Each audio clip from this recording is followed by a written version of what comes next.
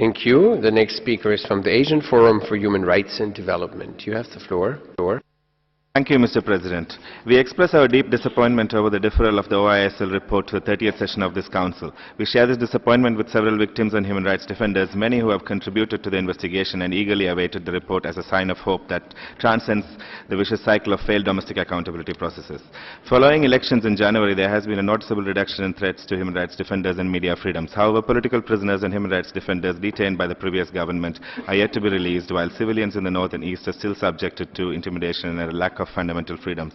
In requesting a deferral, the High Commissioner referred to commitments set out in a 13 February letter by Sri Lanka's Foreign Minister. Unfortunately, the letter does not say that the government will cooperate with the investigation and provide access to new information, nor does it say that the human rights defenders may freely provide information to the investigation without fear of reprisals. It also does not invite the OHCHR investigation team to visit the country and collect evidence.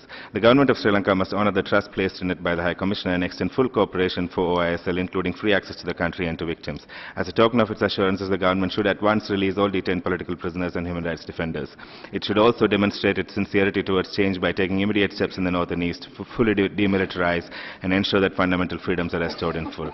Mr. President, Resolution 25/1 came in the wake of decades of failed domestic accountability processes that extended well beyond the tenure of Sri Lanka's previous government. Brutalities of Sri Lanka's civil war addressed by the resolution are rooted in decades of failure to address root cause of conflict. Mere political transition is not necessarily a guarantee for securing human rights. In the recent past, this Council has sadly seen many examples of this, from Burma, Myanmar to Libya and the Arab Spring.